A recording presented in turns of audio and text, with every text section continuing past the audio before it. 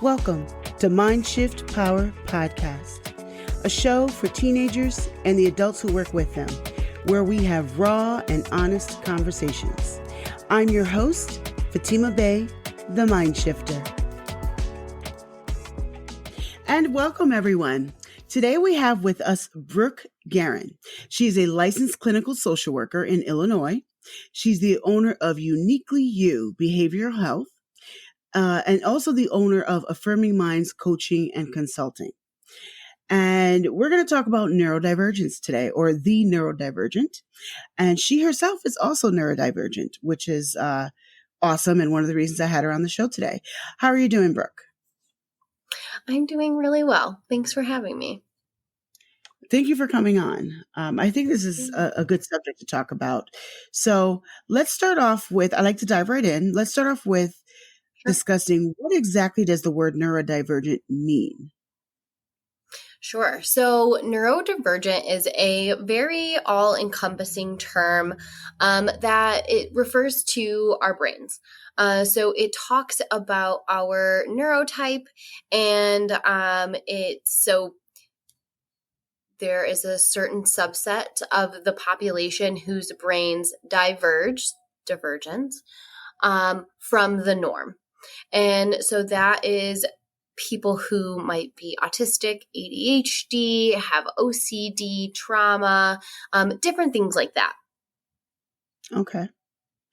I like that explanation because I think a lot of times that word is used consistently, but I know for a fact that not everybody knows what it actually means.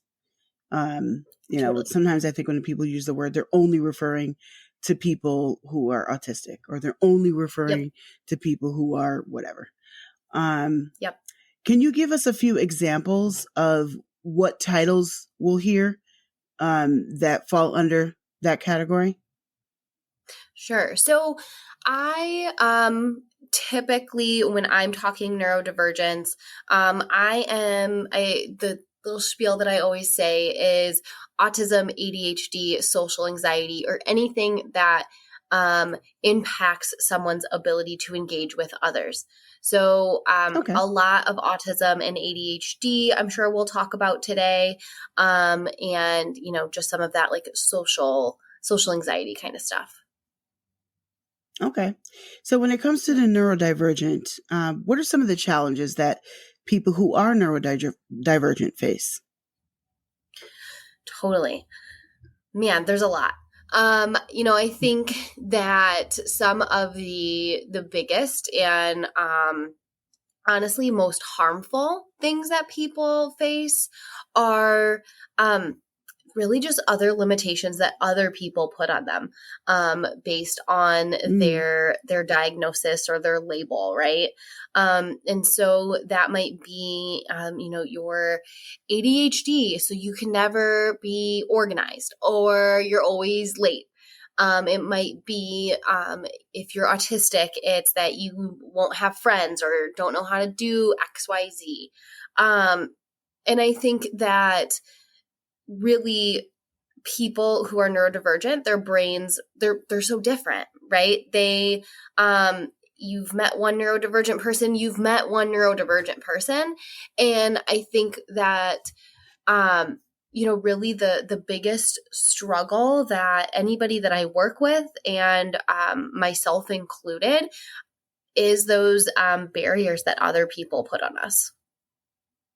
I think that is an excellent point, and that's actually what we're here to talk about today.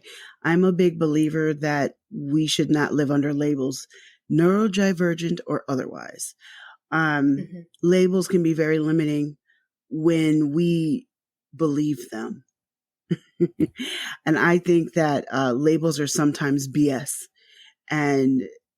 or sometimes our idea of that label could be what's BS. Totally. I think that people who are in the autism spectrum are a good example of what you just said. One autistic person is not all of them. There's so many variances to them, and some of them you can't see it right off the bat, and some of them you can. Right? Do you feel like exactly if you had to pick one under the one type of neurodivergence under that umbrella that faces the most challenges, would you say it's autism, or am I wrong? Well, I think it depends on the lens that you come at it from. Okay.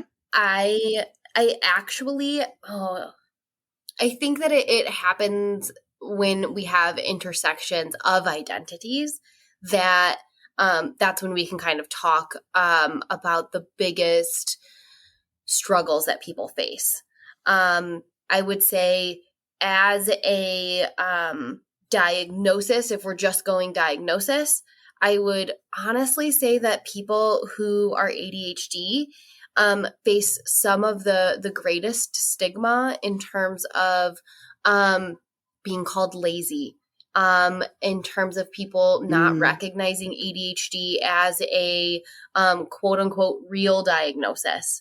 And that it is often, pushed as a moral failing or something that they're just not trying hard enough at. But then, from that same idea, when we look at autistic women, are often not diagnosed until much later because of the Really? Diagnostic criteria around diagnosing autism. I didn't know that. Why is that? I said I didn't know that. Why is that? Yeah, so some of that is related to some inherent sexism within the diagnostic criteria. Looking at things like, well, if you can make eye contact, you're not autistic. Or if you don't like, I've actually heard psychs say, if you don't like trains, you can't be autistic. Absurd, What? right? Yeah, crazy. And when we look socially and within our culture, right? Like often women aren't given a train as their first thing to play with. They're given a baby doll, right? So we're training women off the bat, to be quote unquote nurturing, to be those roles and to have those attributes, right? We're training those attributes into them that are often and misappropriately so associated with autism, of like, oh, well, you care about others, you want to be around others, so you can't be autistic. And that's just so not true. And I think that women are kind of just better at masking, which is that act of pretend. Right? We're really good at acting and pretending and being quiet when we need to be quiet, right? Those are very good womanly attributes. And so we're often looked over in the doctor client relationship for being autistic. I think very often, and this goes beyond neurodivergence really, very often we mistake labels for content. It's something I talk about a lot. I just find myself circling back to that subject just a lot. We look at someone, we say, oh, you wear this label, so you must be this and that. And that's often not true. It's often very, very much not true. And I just in so many ways, I like to put it this way. We look at a can and the label says can of peaches, but when you open it up, it's green beans. And we often do that. We're like, well, you're peaches, so you're sweet and kind. And then we're upset when we taste you and you are not peaches because you're really not the label that other people slap on you. Or at least sometimes that label belongs on you, but the contents are not realistic. And that's why I think that this conversation is important. I think, before I started having the podcast and before I had personal conversations with a couple of people who were autistic, I didn't really have a full understanding. I still don't think I do, but I didn't have a full understanding of what neurodivergence is, what autism really is. And I'm kind of glad that I have this platform where I get to talk to people like you and a few others where I get to actually learn something because I know I'm not the only one who's that ignorant. I know I'm not, you know? Now I want to ask you, for people who are listening, who are like, why are we talking about neurodivergent or people with autism? Or I don't really care because they're not in my family, so I don't have to deal with them. Why should we care, even if they're not in our family? Absolutely. I think one big reason is that, and this is going to get a little complex, but neurodivergence can be acquired. So that means that if you have a traumatic brain injury, you get into a car accident, right? Good point. You can then engage with the world on a completely different neurological basis than you had before, right? So we need to be making sure that our systems are accessible for people of all neurotypes, because you might be fine today and you may not, even physically, right? You may be able to walk today, and we should still care about wheelchair access because you could lose access to your legs tomorrow. Same thing with our neurotype. I think that it's, the more that we talk about neurodivergence, the more that we open up doors for people to be able to express their differences, the more that you're going to find out, right? Like you were just saying, hey, I actually didn't know that this person was neurodivergent. I didn't know that this person was autistic or that this person struggled with ADHD. And so if we're not talking about it and we're not making things accessible for others, it can be possible that someday we ourselves acquire a neurodivergence, right? Or that someone that we really care about walks into our life and maybe they've been masking their whole life and they don't find out that they are autistic until they're 43.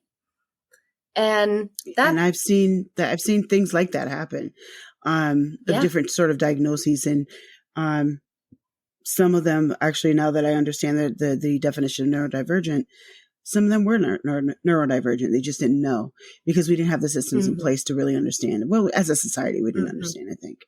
I want to circle back around to ADHD because I think you brought a very important point.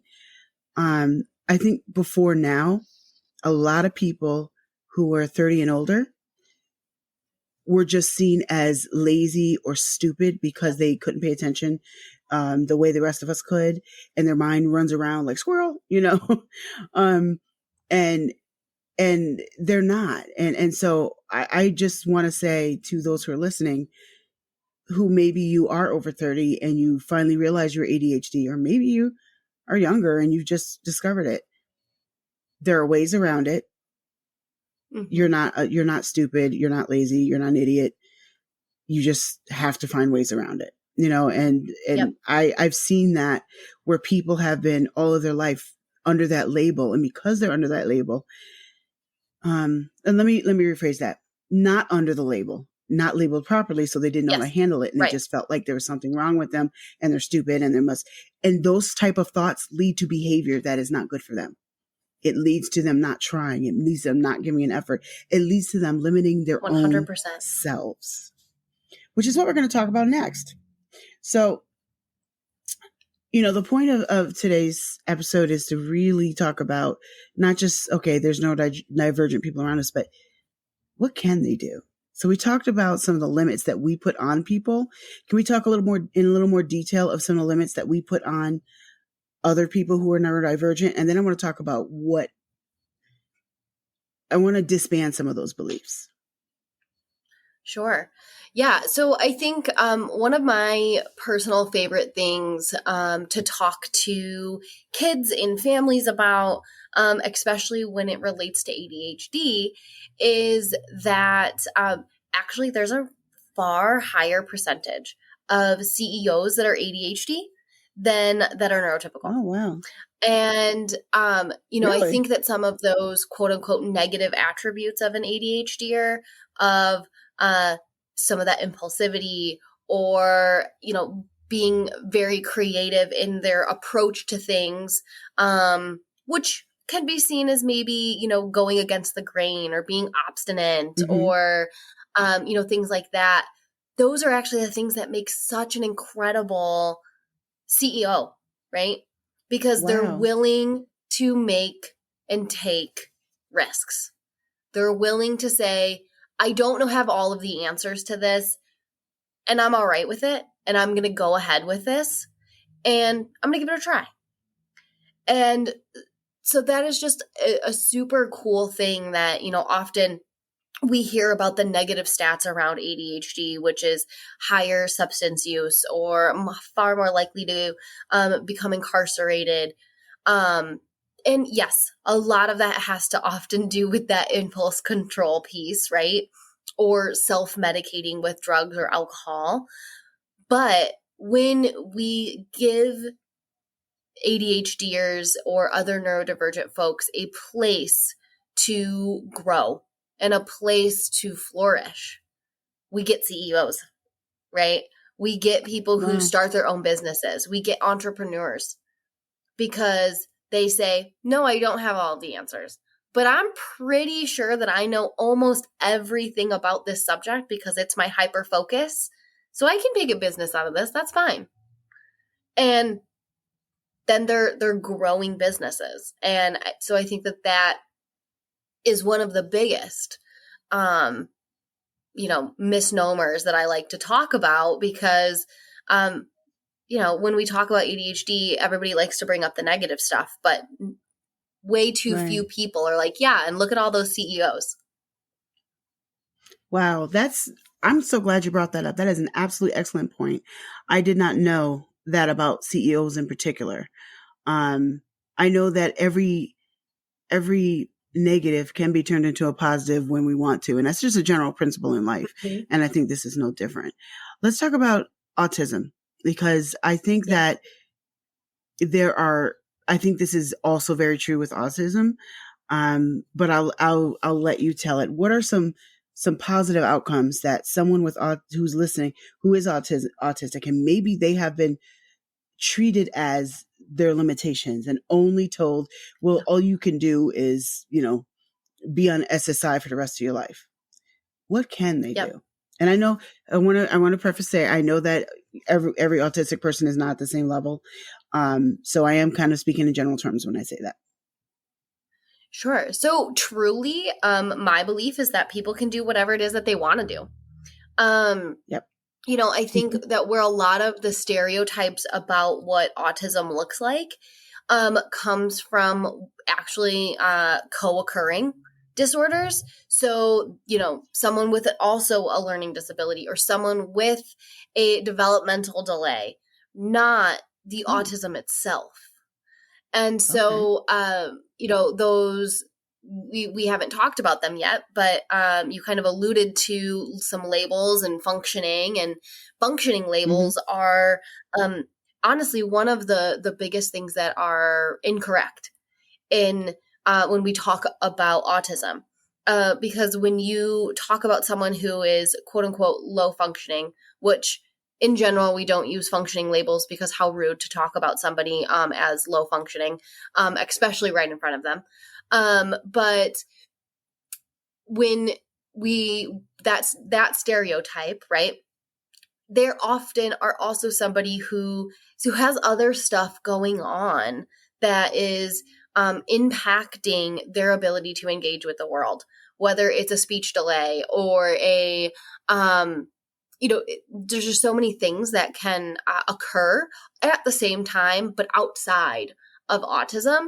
And that can also be part of the reason why things get missed, right? And why, especially 90s babies and earlier, that you had to be quote unquote low functioning to get a diagnosis. You had to have those co-occurring things like speech delay, learning disability, whatever else to get the diagnosis, because they weren't looking for those other nuanced pieces of autism that are, inherent often in the way that person is engaging with the world.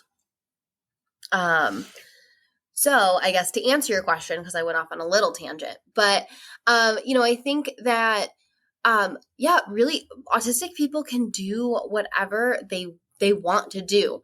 I think that, we often talk when we talk about autism about people with hyper focus or a special interest. Take that hyper focus, take that special interest and do something with it, right? If you love animals, work at a zoo, be a vet tech, right? Be a dog groomer if school's not your thing, right? There's so many things that we can take people's special interests and we can turn those into fulfilling and lucrative careers. Absolutely.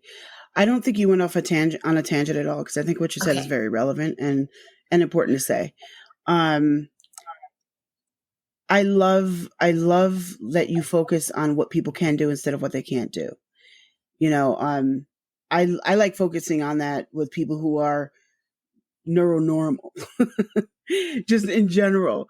Because totally. I think that in life we tend to, once we have a label, oh, you can't do this because you're a woman. You can't do this because you're Black. You can't do this because you're tall. You can't do this because you're Jewish, blah, blah, blah, whatever the details are.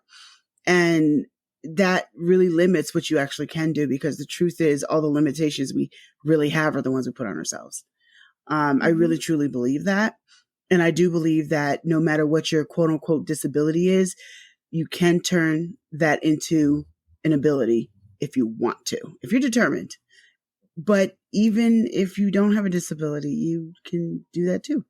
Just in life, I don't think it changes because you have a neurodivergent label. It just changes how you do it. I don't think it changes that you do it. Do you know what I mean? Yeah. And I think, it may change the pace in which you do it. It may change the structure in which you do it. And I think that when we are in supportive environments, that's when we can do whatever it is that we want, right?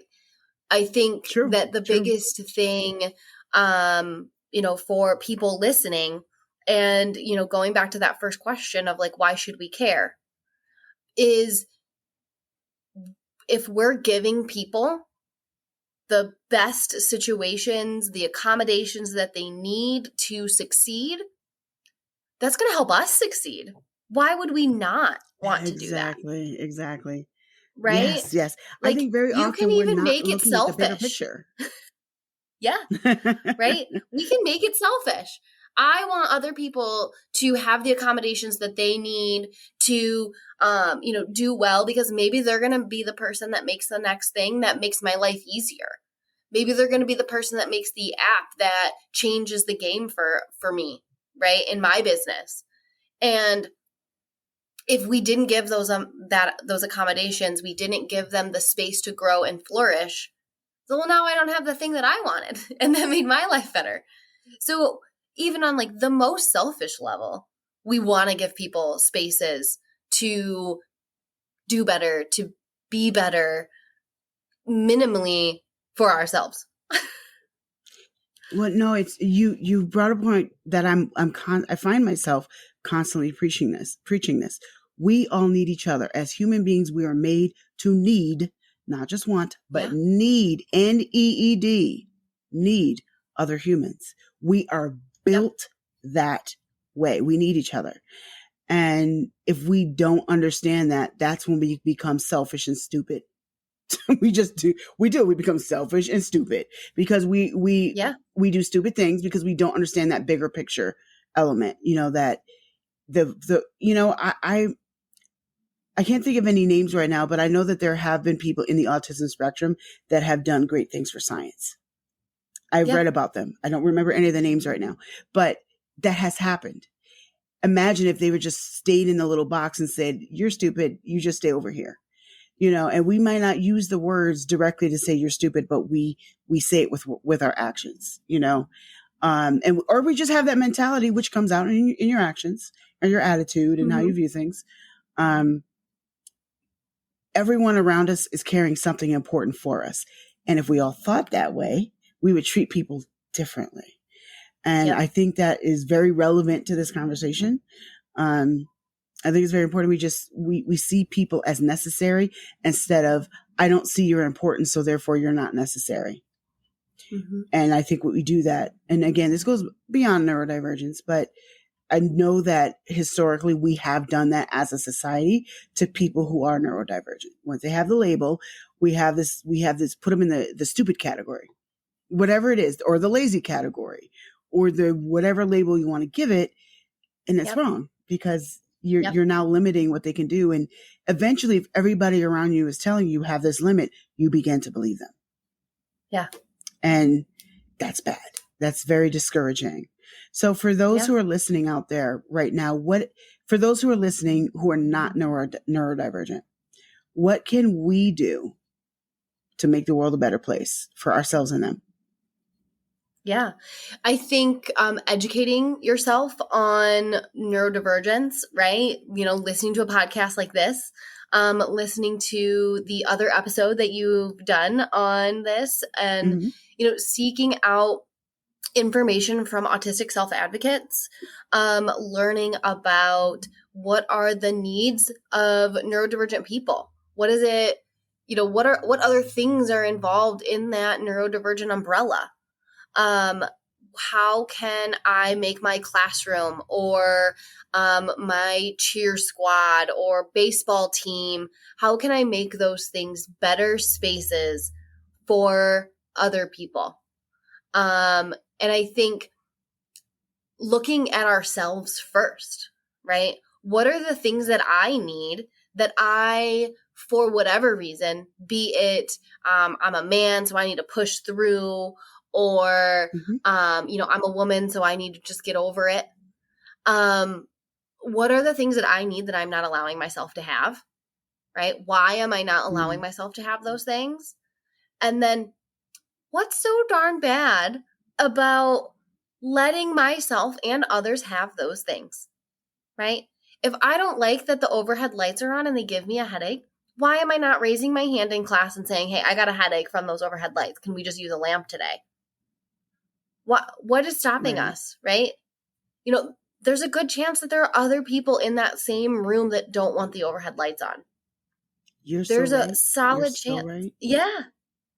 There, right. what are the things that are going on, with your body, right?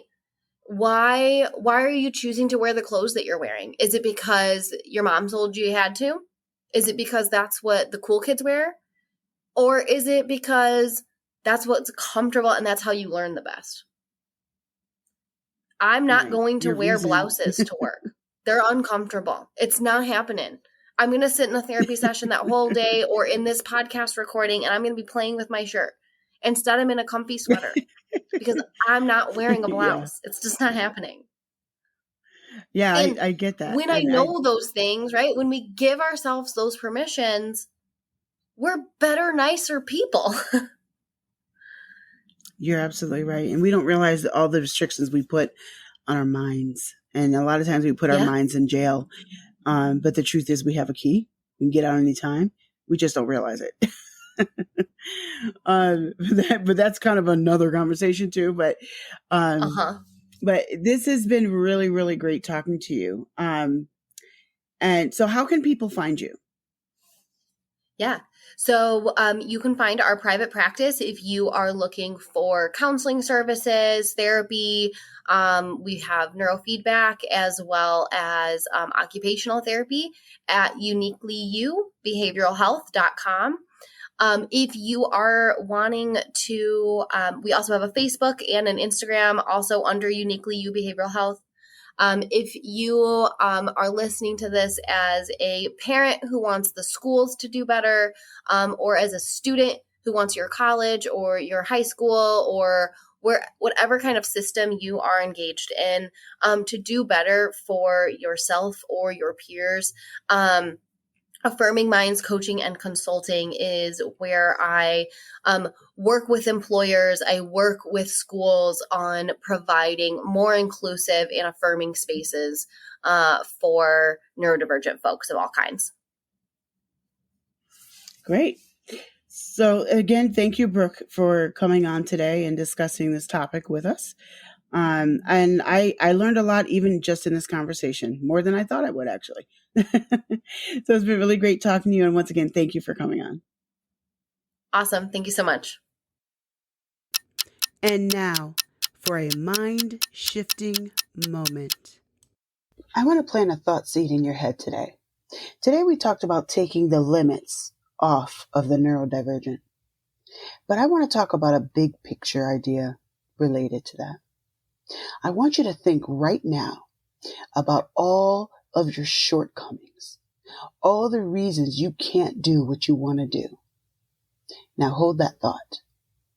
Now, I want you to think about all of the ways you can get around that roadblock.